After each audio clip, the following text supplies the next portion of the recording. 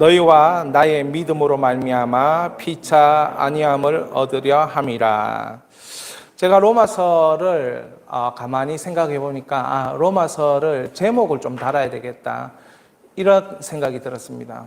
출애굽기는 하나님의 방법으로 보아야 될 것 같고, 로마서는 때가 참에 전 세계를 살리는 오직 복음, 그것이 로마서다, 이런 생각이 듭니다. 로마가 모든 길을 닦고 사실은 그것이 하나님의 섭리가 돼서 전 세계로 복음이 퍼질 수 있도록 길을 닦은 하나님의 섭리죠. 그래서 저는 때가 참에 전 세계를 살리는 오직 복음이 로마서다, 이런 생각을 가지고 말씀을 설명하고 복음을 전해야 되겠다, 말씀을 전해야 되겠다라는 생각이 들었습니다. 로마서 8장 1장 8절부터 13절까지 우리가 한 절씩 읽겠습니다.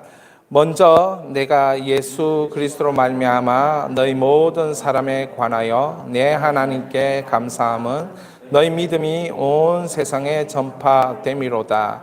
내가 그의 아들 복음 안에서 내 심령으로 섬기는 하나님이 나의 증인이 되시거니와, 항상 내 기도에 쉬지 않고 너희를 말하여 어떻게 하든지 이제 하나님 뜻 안에서 너희에게로 나갈 좋을 길 얻기를 구하노라. 내가 너희 보기를 간절히 원하는 것은 어떤 신령한 은사를 너희에게 나누어 주어 너희를 견고하게 하려 함이니, 이는 곧 내가 너희 가운데 너희와 나의 믿음으로 말미암아 피차 안위함을 얻으려 함이라. 형제들아, 내가 여러 번 너희에게 가고자 한 것을 너희가 모르기를 원하지 아니하노니, 이는 너희 중에서도 다른 이방인 중에서와 같이 열매를 맺게 하려 함이로되 지금까지 길이 막혔도다. 아멘. 오늘 이 말씀 통해서 사도 바울은 로마 교회에 편지를 보내면서 피차 안위함이 있기를 원한다라고 그렇게 이야기합니다. 저는 먼저 이 안위함이 뭔가 이렇게 좀 설명을 드려야 되겠다 싶습니다. 너희와 나의 믿음으로 말미암아 피차 안위함. 이런 바인더 55페이지에 있습니다. 자, 너희와 나의 믿음으로 말미암아 피차 안위함, 여기서 쓰이는 헬라어 단어가 심파라칼레오라는 단어예요. 심파라칼레오. 심이라는 것은 함께고, 파라는 파라클레토스, 보혜사 성령, 도우시는 이, 함께 하시는 성령, 이렇게 얘기할 때 파라, 곁에서, 그리고 칼레오는 부르다, 말하다, 이런 뜻입니다. 그러니까 이 단어는 사도행전 16장 40절이나 사도행전 15장 32절에 함께 위로하다, 함께 권면하다, 함께 옆에서 부르다, 함께 옆에서 말하다가 이제 위로하다, 권면하다, 이렇게 서로 만나면 위로하고 서로 만나면 격려하고, 이런 뜻이 바로 피차 안위함이라는 뜻입니다. 영어 성경에 보면 같이 격려받도록, 같이 위로받도록, 그러니까 용기를 심어주고 그 다음에 사기를 진작시키고 할 때 이 피차 안위함이라는 단어를 쓴다는 거죠. 저는 우리 그리스도인에게 용기가 필요하고 좀 여러분의 삶이 업되는 것이 좀 필요합니다. 기분이 좀 업돼야 되죠. 개그맨 중에 송원이라는 그 분이 계시는데, 그분이 이제 개그맨을 중심으로 해서 그 회사를 하나 차렸어요. 그러면서 개그맨들이 성공하려면은 어떻게 해야 되느냐 하면 항상 기분이 업돼 있어야 되지, 기분이 쭉 늘어져 있으면 이 개그를 하려고 하다가도 이 마음이 움츠려지니까 개그를 성공을 시키지 못하더래요. 그래서 후배 개그맨들에게 항상 그런 말을 한대. 어디서든지 네가 자신감을 가져야 네가 하고 싶어 하는 그 개그, 다른 사람을 웃길 수 있는 그러한 어떤 욕심들이 제대로 발현될 수 있고 발휘될 수 있다. 네가 자신감이 필요하다. 누구를 만나든지 간에 자신감이 필요하다. 그렇게 얘기하면서 유재석 씨 앞에서 조세호에게 그렇게 얘기하는 거예요. 그러니까 유재석이라는 탁월한 개그맨 앞에서도 쫄지 말고 항상 기분이 업돼 있어야 된다는 거예요. 그렇게 얘기합니다. 유재석 씨가 조세호 씨한테 항상 오늘은 이거 하지 말라고, 이거 하면 안 된다고 계속 유퀴즈 할 때 사전 방송 들어가기 전에 제발 분위기 얼게 만든 그거 하면 안 된다고 그렇게 이야기를 들을지라도 계속 업돼가지고 네가 자신감을 가지고 해야 너의 개그가 성공할 수 있다라고 그렇게 송원이 그 대표가 그렇게 얘기하는 것을 들었습니다. 그렇습니다. 여러분, 우리가 격려를 받을 때에, 우리가 위로를 받을 때, 사기가 진작될 때에, 용기를 얻을 때에, 그럴 때가 되어야 된다는 거죠. 신앙인은 그런 은혜가 있어야 됩니다. 그래서 이 말은 너희와 나의 믿음으로 우리가 서로 위로받고 서로 격려가 되었으면 합니다. 이런 뜻입니다. 한번 같이 읽겠습니다. 너희와 나의 믿음으로 우리가 서로 위로받고 서로 격려가 되었으면 합니다. 제가 이 문장을 적어놓고 이런 순간이 나에게는 어떤 때였나 이런 생각을 해보았습니다. 여러분도 그런 생각을 한번 해보십시오. 나의 믿음 그리고 너의 믿음으로 인해서 다른 사람이 격려가 되어질 때, 내 믿음 때문에 다른 사람이 위로받을 때가 언제였을까 이런 생각을 해보십시오.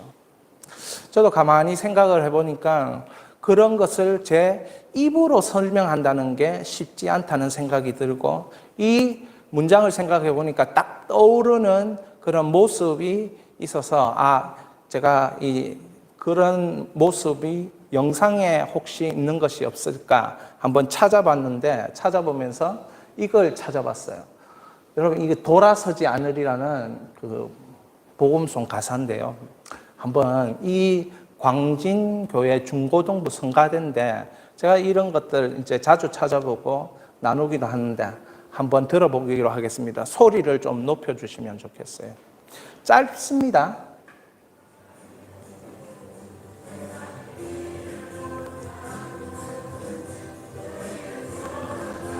이 애들 얼굴을 자꾸 표정 변화를 보세요.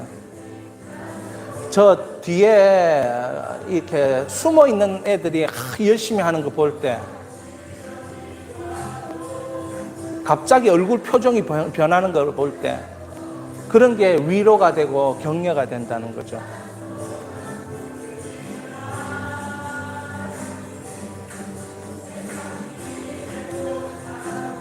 저 여자애가 이렇게 손을 이래 드는 것도 볼 때마다 위로가 된다는 거죠. 격려가 되고.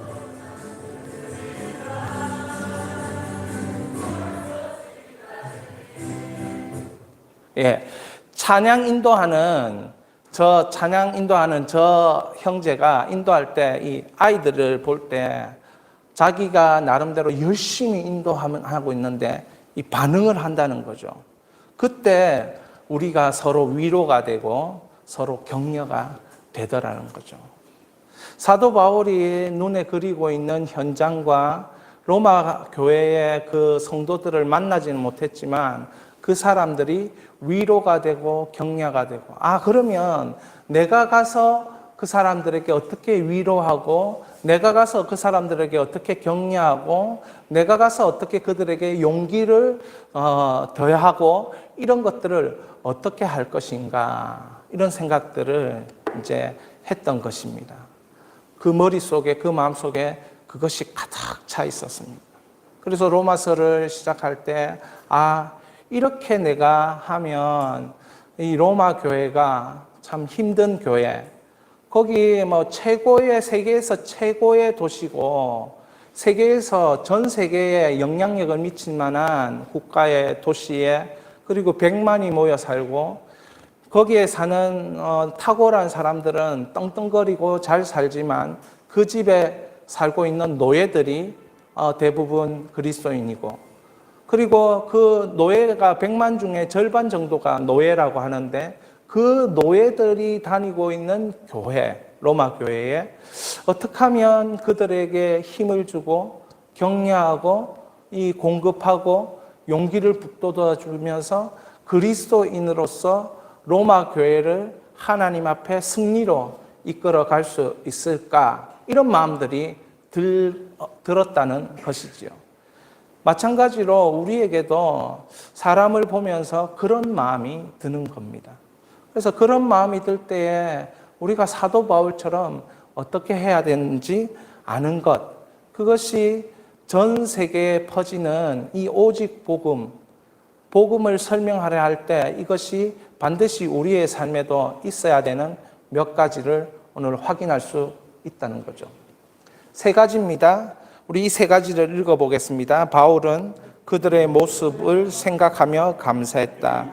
바울은 쉬지 않고 그들을 위해 하나님께 기도로 말했다. 바울은 그들과 함께 하기를 원했다. 그러니까 바울의 태도입니다. 바울의 태도. 그들을 격려하고 그들을 사랑하고 그들과 함께 용기를 북돋으면서 하나님을 어떻게 바라볼 것인가, 이 세 가지 태도로 먼저 자신을 준비하는 것입니다. 자신이 준비되지 않은 상태에 있으면 그러한 좋은 에너지와 좋은 마음들과 좋은 영향력들을 나눌 수 없는 거예요. 그러니까 바울은 로마 교회에 가보지는 않았지만 그들을 항상 머릿속으로 생각해 보았습니다. 생각하면서 그들의 장점, 어쩌면 사람은 장점도 있고 단점도 있죠. 교회도 장점이 있는가 하면 단점이 있어요. 그러니까 사도 바울이 먼저 생각할 때는 로마 교회에 대한 장점을 생각했다는 거죠. 믿음에 대해서. 너희 믿음이 이 로마 세계에, 로마라는 그곳에 전파되고 있구나 라는 그 장점. 문제 없는 데가 어디에 있겠어요? 걱정 없는 데가 어디에 있겠어요?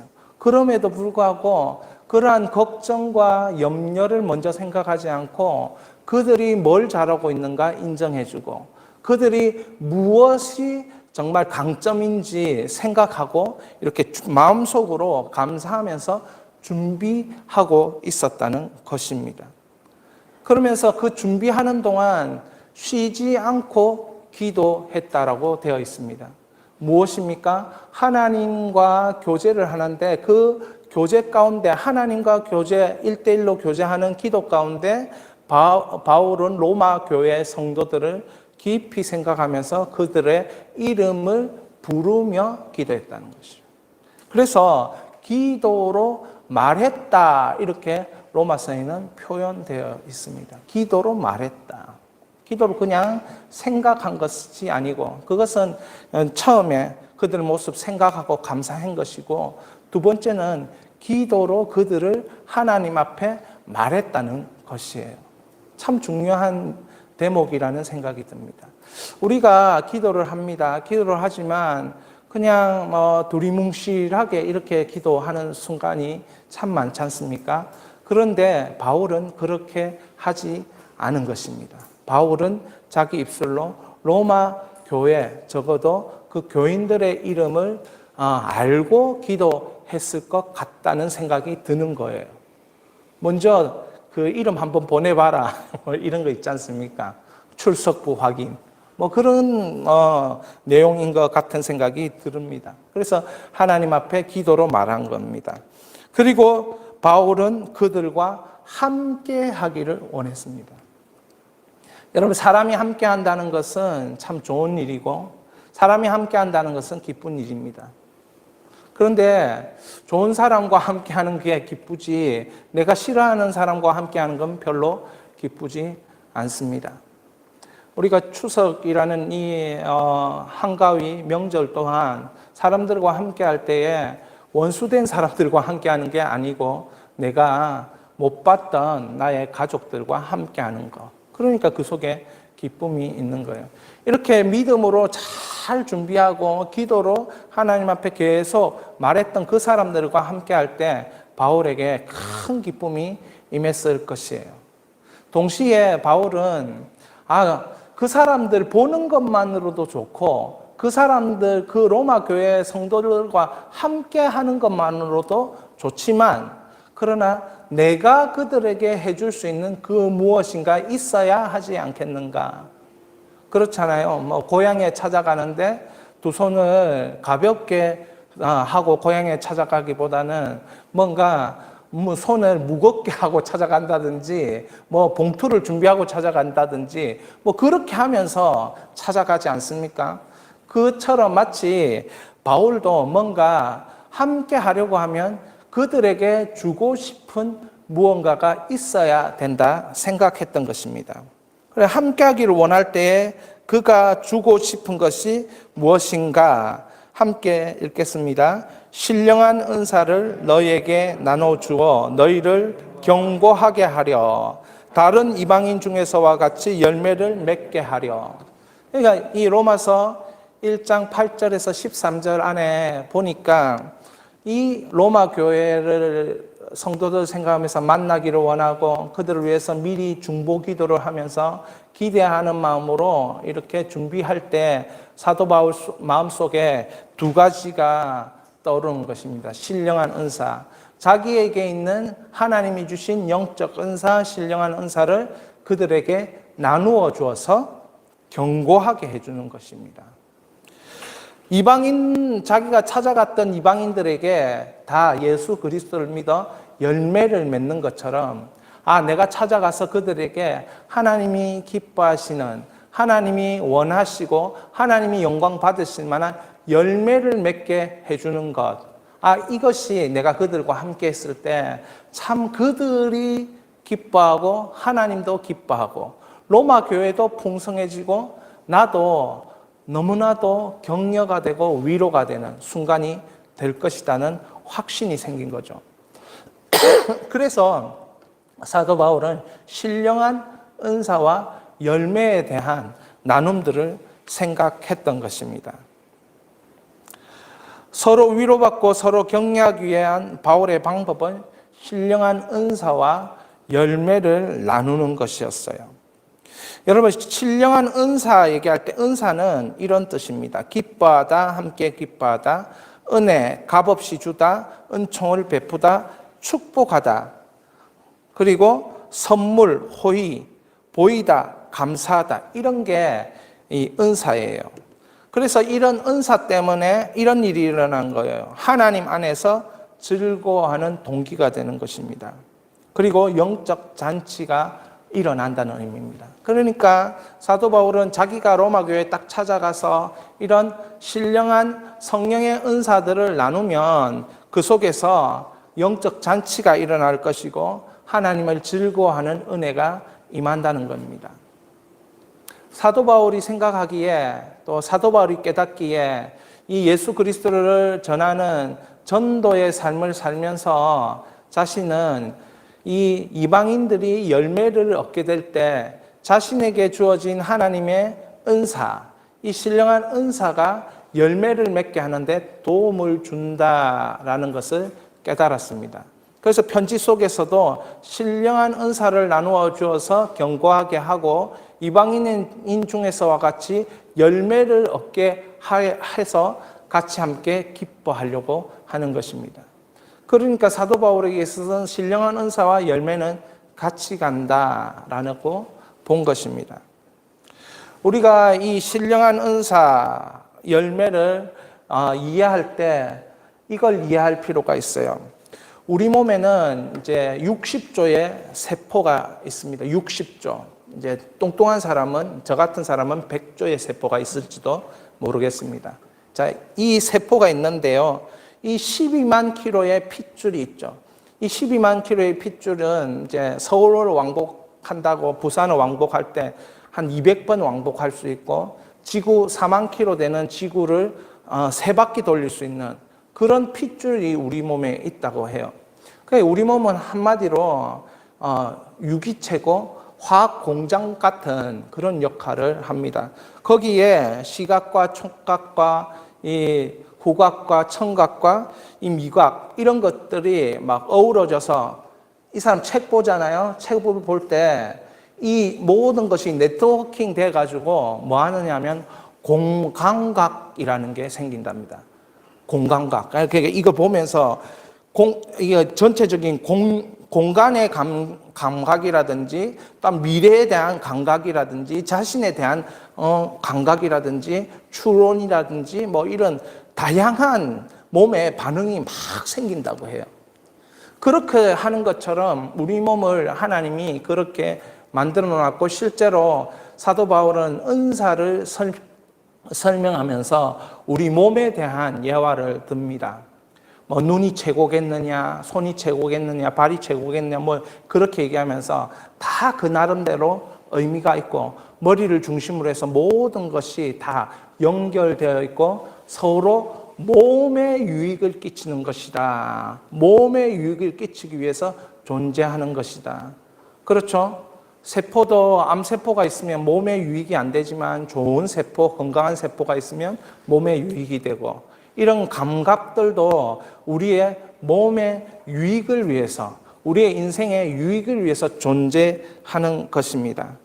그러니까 우리가 하나님 앞에 오늘 사도 바울이 로마 교회를 향해서 신령한 은사, 성령의 열매 얘기할 때 우리는 떠오르죠. 뭐가 떠오르냐면 고린도전서 12장 7절부터 10절과 성령의 열매 갈라디아서 5장 22절부터 23절이 떠오르게 되어 있습니다. 우리 한번 읽어보겠습니다. 제가 이거는 이제 축약을 좀 시켰는데 한번 고린도전서 12장 읽겠습니다. 각 사람에게 성령의 나타내심은 유익하게 하려 하심이라. 지혜의 말씀, 지식의 말씀, 믿음, 병 고치는 은사, 능력 행함, 예언함, 분별, 방언 통역. 근데 이 지혜의 말씀도 성령을 따라, 지식의 말씀도 성령을 따라, 믿음도 성령을 따라, 이렇게 성령을 따라 이렇게 얘기를 합니다.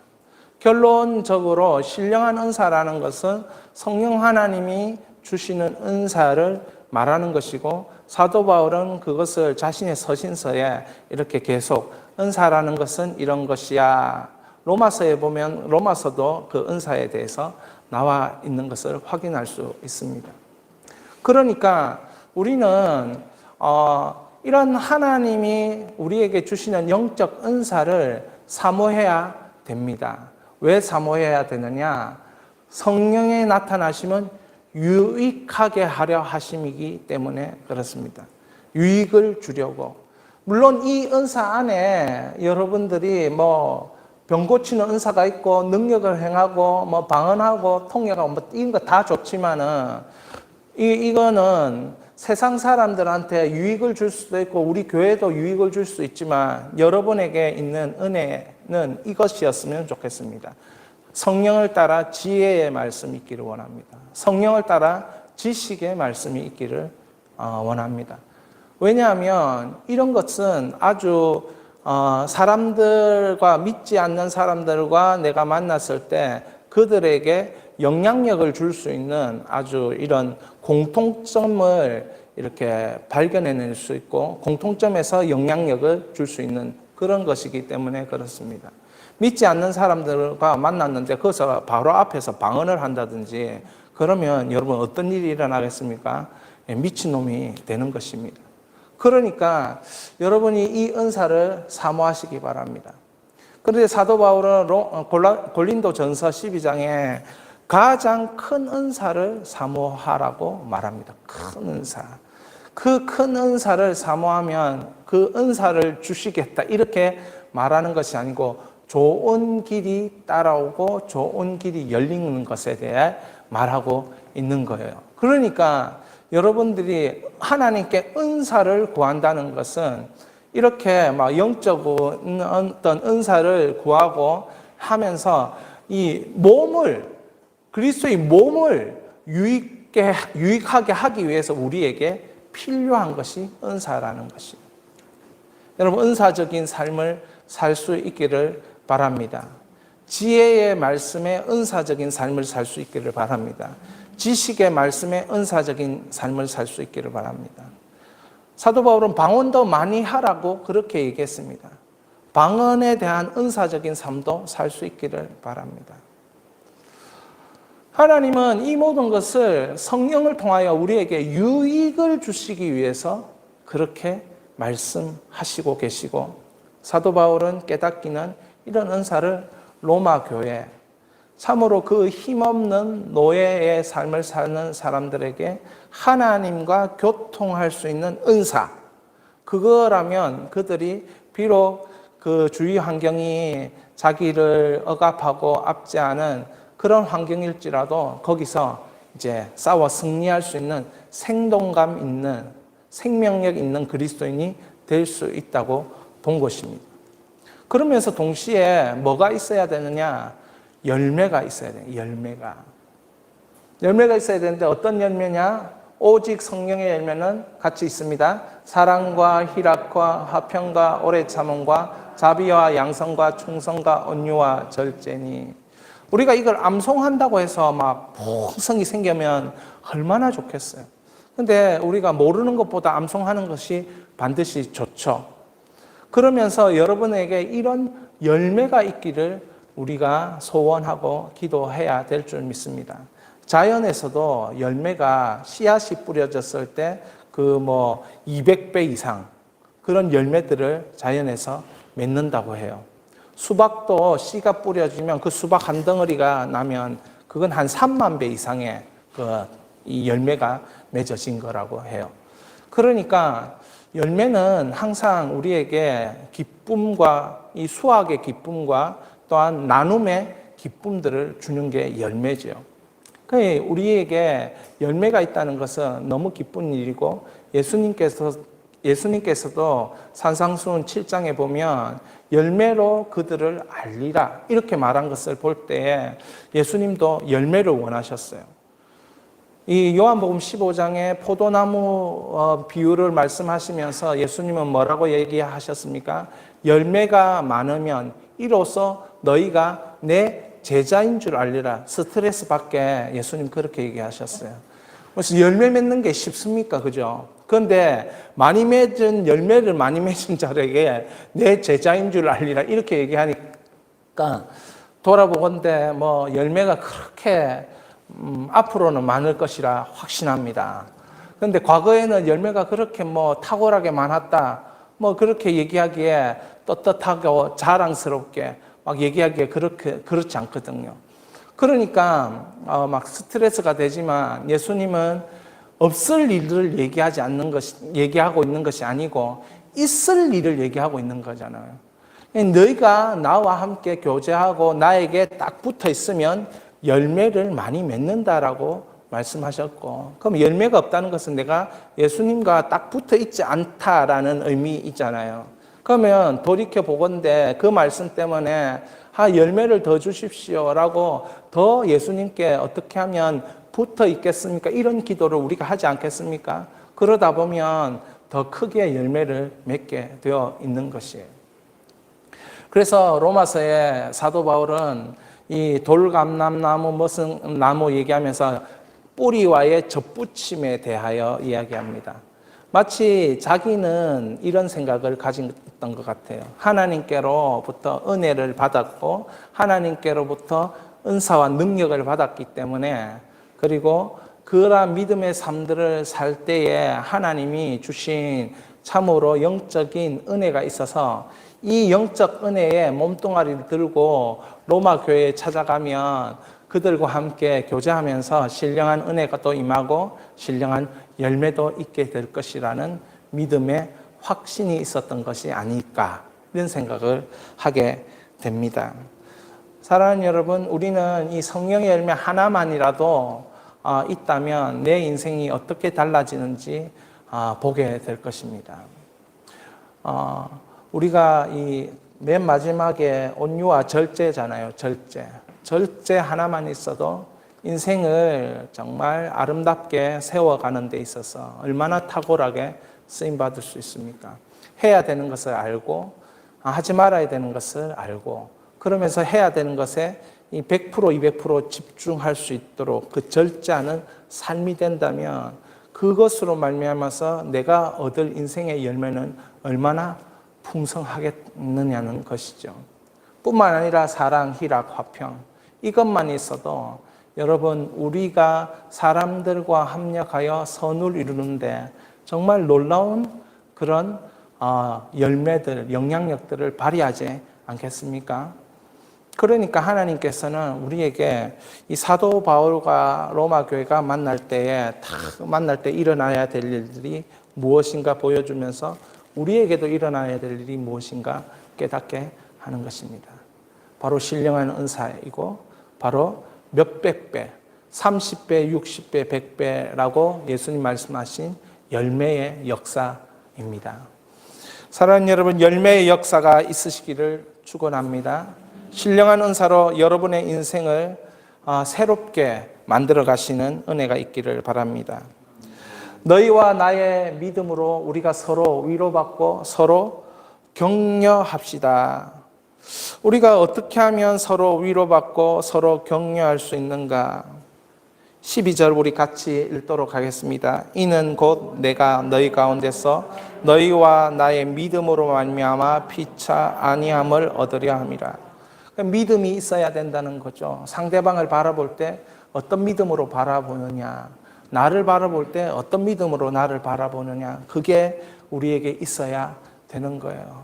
안 될 놈이라고 그런 믿음을 가지고 바라보면 안 된다는 거예요. 자, 저는 오늘 예배 드리기 전에 참 이렇게 걷는 가운데 이렇게 여기 왔다 갔다 이렇게 일한다고 왔다 갔다 하면서 이런 마음이 들었어요. 여러분을 향해서 존경하는 마음을 가져야겠다. 참 이런 마음은 저로서는 참 이게 생겨지는 게 아니고 성령께서 주시는 마음이죠. 그죠? 성령께서 저에게 여러분들을 존경해야 된다. 누가 이 개척교회에 오고 싶어 하겠는가? 어떤 그것이 돼서 여러분이 왔다.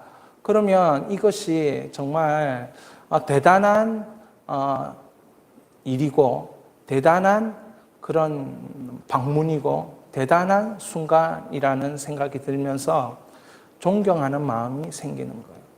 존경하는 마음. 그러면 제가 존경하는 믿음으로 여러분을 바라볼 때 여러분은 존경받을 만한 인물이 될 줄 믿습니다. 예, 타이밍을 놓쳐서 아멘 안 했는데 안 그러면 부담스러워서 아멘 안 했을 수도 있는데 예, 부담스러워 그렇지, 그치? 예, 이때는 부담스러워서 그렇습니다. 그렇지만 저는 존경하는 마음으로 여러분들이 존경하는 대상이 될 줄 확신하는 것이에요.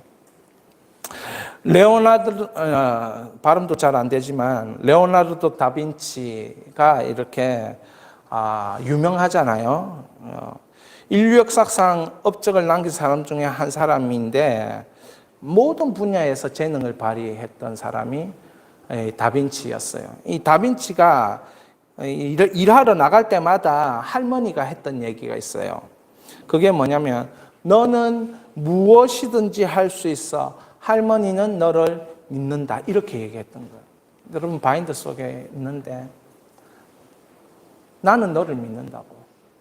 네가 무엇이든지 할 수 있다고 믿는다라고.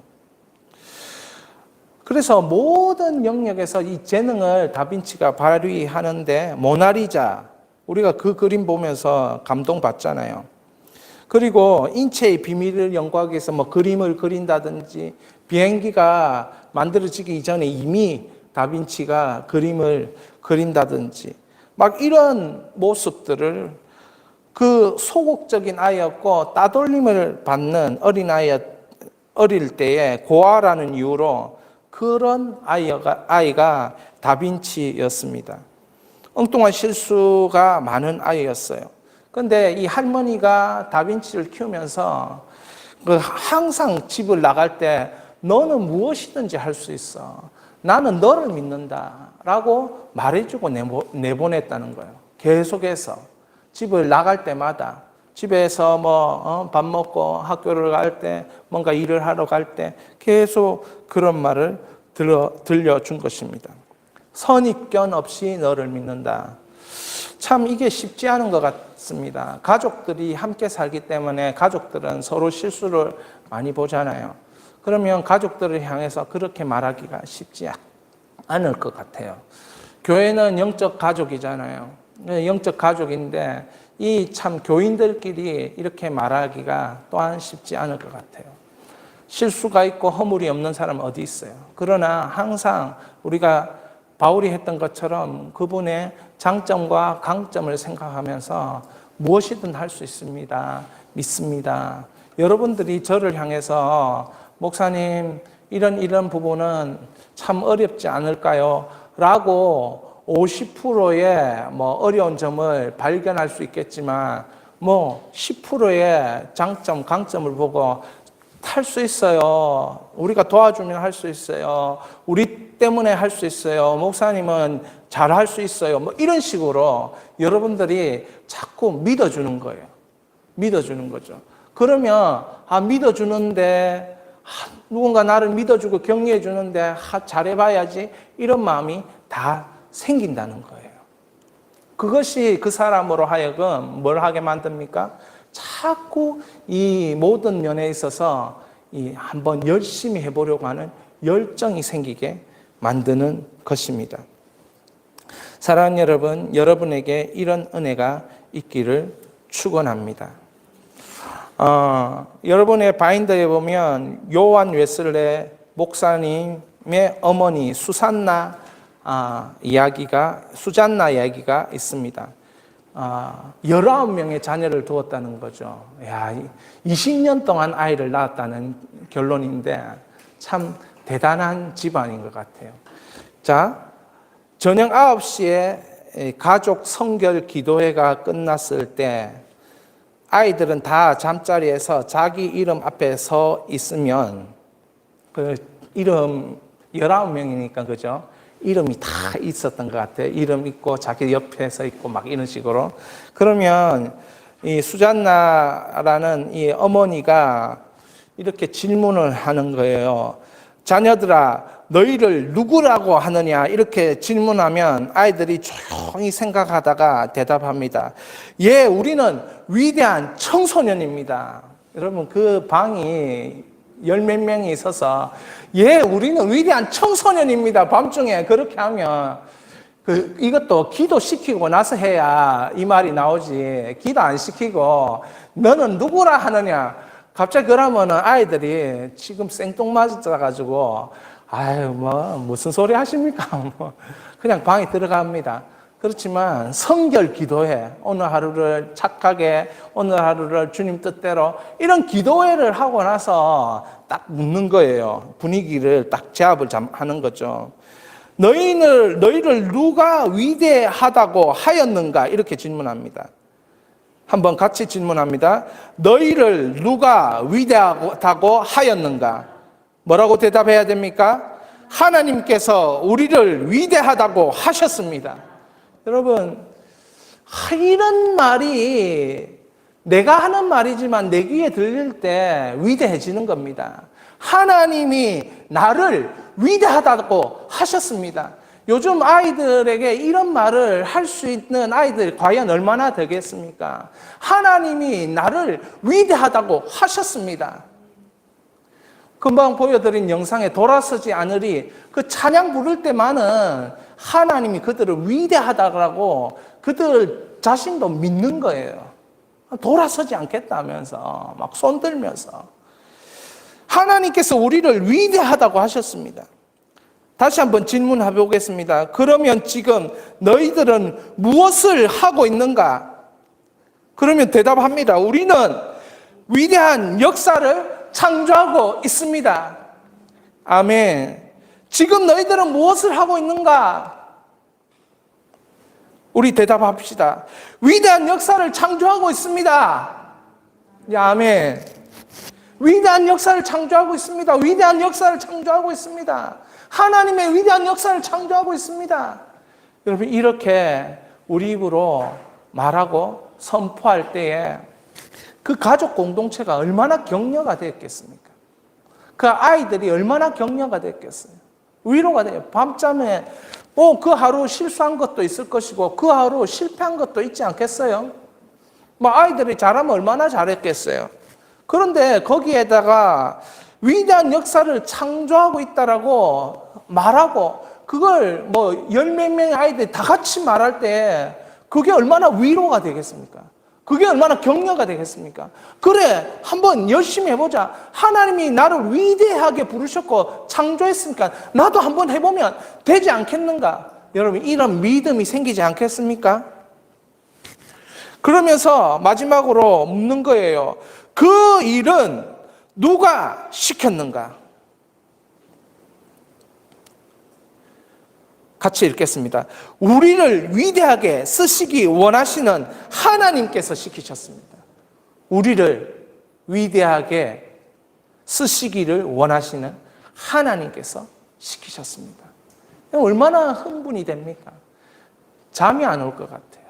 눕기 전에 나를 위대하게 쓰시기 원하시는 하나님께서 오늘 나에게 그 창조의 역사를 이렇게 그 일을 시키셨다는 거죠. 할렐루야.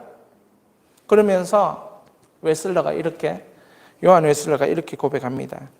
나는 내 어머니가 만든 작품이다. 내 인생의 영원한 스승은 주의 성령님이었고 나를 만든 분은 그 성령님의 지시를 따른 나의 어머니였다. 이렇게 고백합니다. 참 대단하지 않습니까? 내가 내 어머니의 작품이라는 거예요. 내 인생의 스승은 성령님이시지만 나를 만든 분은 성령님의 지시를 따른 나의 어머니였다. 여러분, 이 설교를 마무리 딱 지으면서 결국 또 성령이구나. 성령의 시대를 사는 우리는 성령의 은사를 따라서 성령의 열매를 맺어가는 사람으로 살아가야 되는 거구나 깨닫습니다.